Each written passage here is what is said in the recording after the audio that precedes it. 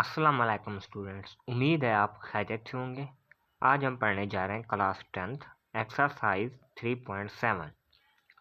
Question number first है हमारे पास, the surface area a of a cube varies directly as square of length L of an edge and A equal 27 square units when L equal 3 units। वो कहता है हमने A और L की value find करनी है। यहाँ पे देखें A की वैल्यू है तो हमने L की वैल्यू फाइंड करनी है, और यहाँ पे L की वैल्यू है तो A की वैल्यू फाइंड करनी है। यहाँ पे वो कहता है एक मकब के सतही रकबा ए का एक किनारा की लंबाई एल के मुरब्बा में तगय्युरात क्या होता है हमारे पास, जब हमारे पास एक चीज़ भी बढ़ रही हो और उसी मिकदार से दूसरी चीज़ भी बढ़ रही हो, या एक चीज़ के कम होने से दूसरी भी कम हो, तो हम उसको कहते हैं तगय्युरात।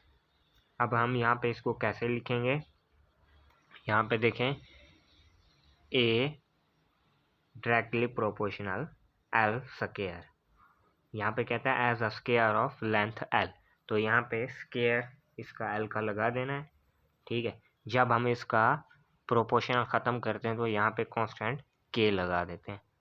अब यहाँ पे देखें वो कहता है फर्स्ट पहले पार्ट में है कि वो कहता है कि 27 इसकी वैल्यू पुट करते हैं। यहाँ पे 27 पुट कर देते हैं, और ठीक है, और एल की जगह 3 पुट कर देते हैं। अब कौन सी इक्वेशन में पुट करना है, इस इक्वेशन को हमने 1 का नाम दे दिया, इसलिए इक्वेशन नंबर 1 में हम पुट कर देते हैं। अब जब यहाँ पे पुट करेंगे तो यहाँ पे देखें क्या आ जाएगा हमारे पास, ए की जगह इस इक्वेशन में ए की जगह 27 रख लिया, के वैसे का वैसे, एल की जगह इसकी वैल्यू 3 रख ली।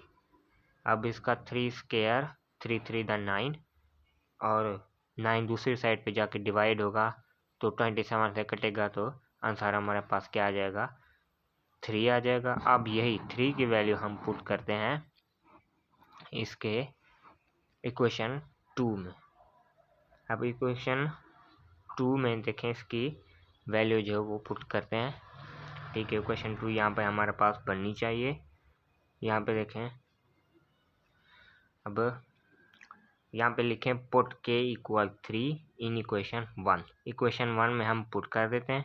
ये जो इक्वेशन 1 है इसमें हम वैल्यू पुट करेंगे तो हमारे पास इक्वेशन 2 निकल आएगी। अब यहाँ पे देखें के यहाँ पे है, वहाँ पे 3 पुट करते हैं, एल स्क्वायर। अब फर्स्ट हमने फर्स्ट पार्ट इसका था, हमने ए की वैल्यू फाइंड करनी है। ठीक है, एल की वैल्यू 4 दी गई थी। अब हम यहाँ पे देखें जहाँ पे एल स्क्वायर है वहाँ पे 4 स्क्वायर पुट कर दिया, 4 4 दा 16 को 3 से मल्टीप्लाई करें तो 48 आ जाएगा। अब एल के वैल्यू फाइंड करेंगे जबकि ए की वैल्यू है 12।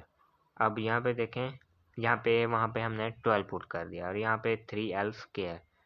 अब 3 को 12 से काटें या 12 पे डिवाइड करें तो हमारे पास आंसर क्या आ जाएगा, 4 आ जाएगा। अब यहाँ पे इसको कट करते हैं। अब 4 का स्क्वायर रूट क्या होता है, 2, तो हमारे पास 2 की वैल्यू भी आ गई।